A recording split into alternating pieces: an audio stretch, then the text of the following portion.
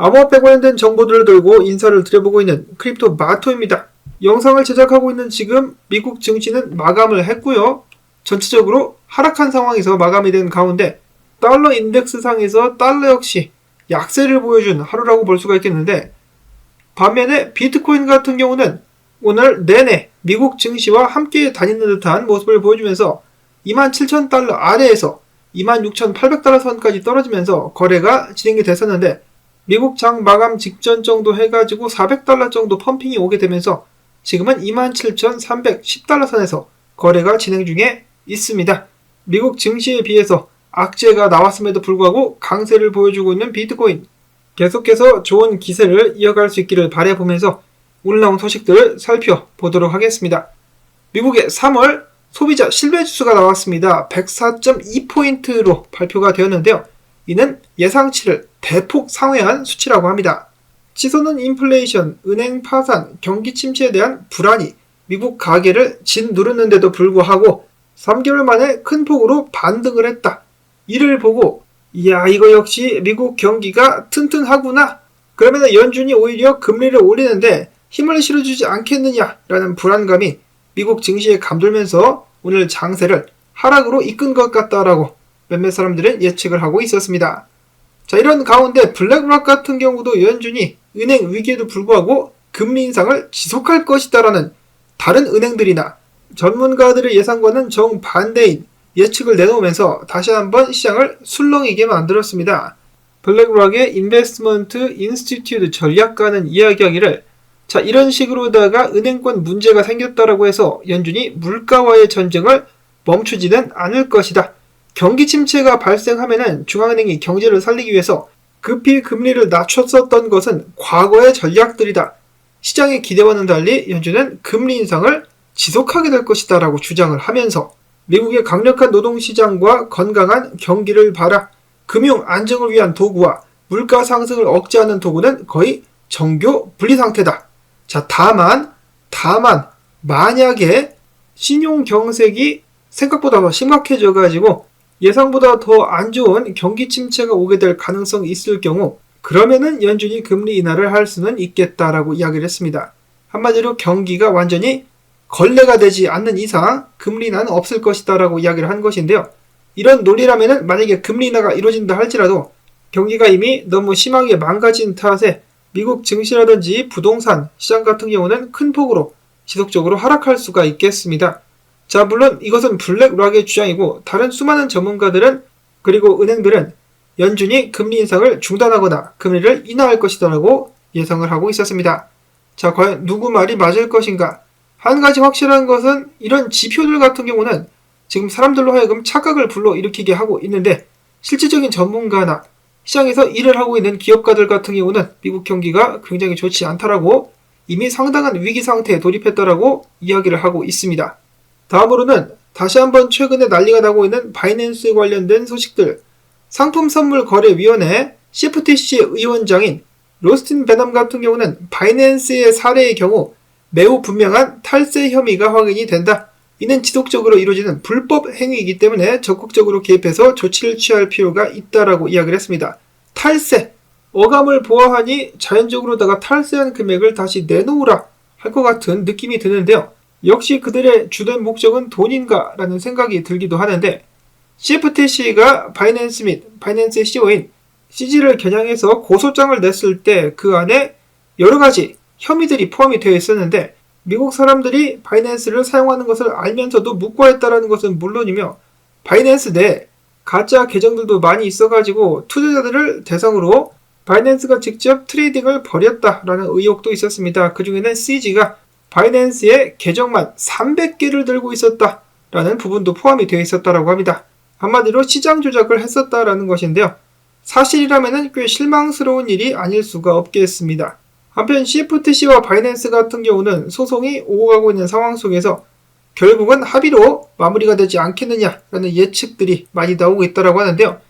CFTC가 역사상 가장 크게 벌금을 물린 상대가 바로 JP모건으로서 9억 2천만 달러어치 벌금을 물렸었는데, 바이낸스 같은 경우는 한술 더 떠가지고 10억 달러 정도 벌금을 물게 할 것 같다라는 예측이 나오고 있는데, 한화로는 1조 3천억 원, 어마어마한 돈이죠. 근데 바이낸스한테는 한 달치 수익밖에 안 되는 금액이라고 하네요.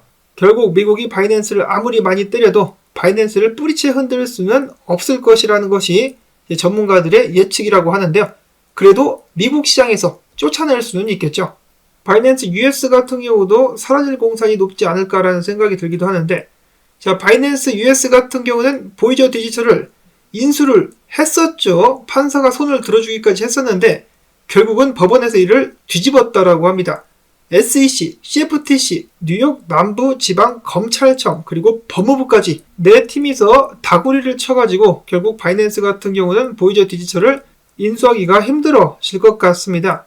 이 소송 관련해가지고 합의를 진행할 때 당연히 보이저 디지털 관련된 이야기를 하게 되겠죠. 보이저 디지털에 돈 물린 사람들 같은 경우는 지금 정말 식은땀이 흐르고 있을 것 같습니다. 바이낸스가 인수를 하게 되면 물린 돈 돌려받을 수 있게 될 텐데, 한국 같은 경우도 고파이에 돈 물린 사람들 바이낸스가 고팍스 인수하게 되면서 그 돈을 대신해서 돌려줬다라고 하죠. 그래서 운이 굉장히 좋았던 편인데 이 미국 사람들은 좀 운이 없는 것 같습니다. 자, 한편 코인데스크 같은 경우는 모건 스탠리의 분석에 따라 가지고 이렇게 이야기를 했습니다. 바이낸스가 미국 기반 트레이딩 데스크 운영을 중단하게 된다면 암호화폐 시장 내 유동성이 더욱더 크게 줄어들게 되는 것은 불가피하다. 그러면 이 때문에 롱 포지션이 강제 청산되는 등 비트코인의 가격은 25,000달러 선까지 밀릴 수 있겠다라고 예측을 했는데 아직까지는 그런 기미가 보여지고 있지 않습니다. 암호화폐 관련된 은행들 파산날 때도 유동성 문제가 굉장히 많이 지적이 됐었는데 떨어지지 않고 지금 잘 버텨주고 있죠. 그만큼 지금 많은 사람들, 특히 고래들이 비트코인을 갖다 팔지 않았다라고 볼 수가 있겠습니다. 비트코인 같은 경우는 네트워크는 탈중앙화되어 있지만 물량은 한쪽에 많이 쏠려있는 경향이 크다. 이 전부터 계속해서 지적되어 온 사실이긴 한데 최근 업데이트된 물량 분포도를 보게 되면 유통 비트코인 물량의 61%가 고래 및 기관들에게 집중되어 있는 것으로 나타났다고 합니다. 크립토 퀀트의 조사에 따르면 돌고래라 불리는 비트코인 100개에서 500개를 들고 있는 자들, 상어라 불리는 500개에서 1000개를 들고 있는 자들, 이들이 전체 유통 물량의 29.57%를 보유하고 있으며 진짜 고래 1000개에서 5000개, 혹등고래라는 표현까지 나왔는데 5000개에서 10,000개를 들고 있는 이 슈퍼 울트라 고래들 같은 경우는 전체 유통량의 무려 31.57%를 보유하고 있는 것으로 추산이 되고 있다라고 합니다. 이것만 딱 봤을 때는 뭐야 이거 탈중앙화 아니잖아. 결국은 세력들 손에서 놀아나는 거 아니야? 나 비트코인 투자 안 해! 라고 생각하실 분들도 계실 것 같은데요. 근데 다른 자산들을 살펴봐도 상황이 이것보다 더 나쁘면 나빴지 좋지는 않다라고 하죠. 미국 증시 같은 경우도 큰 손들이 90% 이상을 조락펴락하고 있는 상황이고 상위 몇 퍼센트 쪽으로다가 부가 죄다 쏠려있기 때문에 돈 같은 경우도 마찬가지죠. 돈 찍으면은 거의 다 부자들 손으로 넘어가게 됩니다. 그런 의미에서 봤을 때 자, 비트코인 물량 분포도 세력들 및 고래들에게 쏠려있는 것이 사실입니다. 그럼에도 불구하고 다른 자산들에 비해서는 상황이 좀 더 나은 편이고 가장 중요한 것은 비트코인 같은 경우 무한대로 찍어낼 수는 없다라는 것이겠죠. 계속해서 이어지는 비트코인 분석입니다. 페어리드 스트래러지의 분석에 따르면 비트코인이 과매수 구간에서 내려오게 되면서 스토캐스틱 RSI가 80 아래로 떨어지면서 당분간 약세가 지속되며 25,200달러 부근까지 비트코인이 하락하지 않겠느냐라고 마찬가지로 비트코인의 하락 분석을 내놨었습니다. 그 반면에 비트파이넥스 분석가들 같은 경우는 지금 현재 비트코인이 강세장 초입에 와 있다라고 분석을 했는데요. 그 근거로는 현물 시장의 주간 거래량이 최대인 점, 파생상품 거래량이 비트코인 가격에 영향을 미치기 시작한 점, 그리고 파생상품 거래가 현물 거래보다 더 많이 증가하고 있다는 점을 봤을 때 이 기관 투자자들의 시장 참여가 증가하고 있는 것이 아니겠느냐, 비트코인이 강세장 초입에 들어섰다는 증거다라고 주장을 했습니다. 자, 그런가 하면은 빗빗 BTFD라는 분석가는 어제 이런 생각을 공유를 했었습니다. 저번 불장 전에 CFTC가 비트맥스를 고소했다라는 퍼드가 나오게 되면서 마지막으로다가 시장을 흔들었었는데 그때가 바로 비트코인이 10,000달러에서 69,000달러까지 달리기 바로 직전이었었다. 비트맥스 고소건으로 인해 가지고 가격이 떨어질 거라 예측했었던 사람들의 예상과는 달리 비트코인은 그 후 두 번 다시 10,000달러 아래로 내려가지 않은 채로 지속적인 상승을 했었다라고 이야기를 하는 것인데요. 이번에는 CFTC가 바이낸스를 때렸는데 지금부터 비트코인이 상승한다 할지라도 이상한 일은 아니지 않겠느냐라고 조심스럽게 이야기를 했었던 것입니다. 자, 근데 지금은 그때랑 상황이 좀 다르긴 하죠. 자, 그 다음으로 지금 보시는 차트는 이 잡코인의 차트가 아닙니다. 차트만 딱 봤을 때는 개잡코에서 개발자들이 먹튀했을 때 이런 모습이 나오곤 하는데요. 지금 보시는 차트는 최근에 구제를 받은 실리콘밸리뱅크의 주식 차트입니다. 오늘 주식 거래를 재개했다라고 하는데요. 거래 시작되자마자 엄청난 매도세가 나오면서 한 달 만에 무려 340달러에 섰던 이 주식이 20센트까지 하락해버린 그런 모습이 연출이 되었다라고 합니다. 자, 이래놓고 암호화폐 투자는 위험하다. 까고 앉아있네. 은행 투자가 더 위험하다 이 자식들아. 다음 차트는 S&P 500 미니인데요. 상황이 좋지 않아 보이면서 추가적인 하락이 나오지 않겠느냐라고 분석가들은 내다보고 있었습니다. 미국 증시가 흔들리게 된다면 비트코인도 완벽하게 디커플링이 되지 않는 한 하락세를 보일 수밖에 없겠죠. 지금 현재 비트코인 및 알트코인들 반등하고 있긴 합니다만 최근 데이터를 봤을 때 일단 지지 구간이 무너진 상황 속에서 과거가 반복되면서 무너졌다가 리테스트 하다가 쭉 빠졌는데 그런 상황이 또다시 연출될 수가 있다. 지금 상황 좀 조심해야 되는 상황이다라고 렉트캐피털 분석가는 이야기를 하고 있었습니다. 일단 미국 달러는 계속해서 약세를 보여주고 있는데 증시 분위기 이번 주에 어떻게 될지 비트코인과 함께 좀 잘 지켜봐야 될 것 같습니다.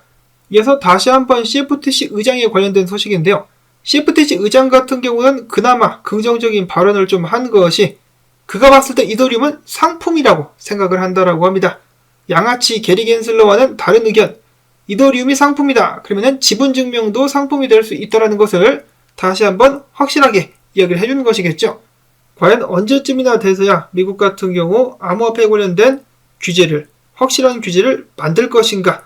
아직까지도 옥신각신 말만 뽀대나게 하는 미국 좀 한심하다라는 생각이 듭니다. 자, 그 다음으로 루프링 같은 경우 최근에 스테이킹 기능을 출시했다라는 소식이 나왔었고요. 작년 말에 스테이킹 기능을 선보이면서 잔뜩 기대를 모았었던 체인링크 같은 경우는 가격 움직임 같은 경우는 지지부진하지만은 계속해서 축적을 이뤄가고 있다. 322일 동안에 지금 체인링크가 축적이 이루어지고 있는데 이거 터져서 올라가게 되면은 나중에 큰 폭으로 상승하게 될 수 있다라고 여러 분석가들이 지금 이야기를 하고 있습니다. 다음 불장을 위해서 준비하시는 분들은 참고가 되실 수 있기를 바라고요. 그 다음에 아비트럼 같은 경우도 하락했다가 지금 다시 원래 범위 내로 올라왔는데 만약에 이 위에서 안착할 수 있다면 1달러 30센트까지도 노려볼 수 있겠다 하는 분석이 있었습니다. 자, 그리고 디즈니 같은 경우는 최근에 정리해고 대열에 합류를 했는데요. 메타버스 부서를 해체를 시켜버렸다고 합니다. 다른 회사들과 마찬가지로 최근에 힘을 못 쓰고 있는 디즈니, 그 다음에 마지막으로는 샘 뱅크만이 관련된 혐의가 한 가지 더 추가됐다고 합니다. 중국 관료에게 뇌물을 갖다 바쳤었다고 하네요. 4천만 달러어치 뇌물을 갖다 바쳤다. 보통으로는 반대로 중국 쪽에서 뇌물을 주는데 샘 뱅크만이 같은 경우는 뇌물을 갖다 바쳤습니다. 과연 이놈은 언제쯤이나 처벌을 받을 수 있을 것인가? 반드시 제대로 된 정의가 구현될 수 있기를 바라보면서 오늘 나온 소식들 여러분들께 도움되셨다면 토마토밭 도와주기 광고 영상 한 편만이라도 마지막까지 틀어주시면서 채널 응원을 오늘도 꼭 부탁을 드리며 저는 다음에 새로운 소식 가지고 인사를 드리도록 하겠습니다. 안녕히 계십시오.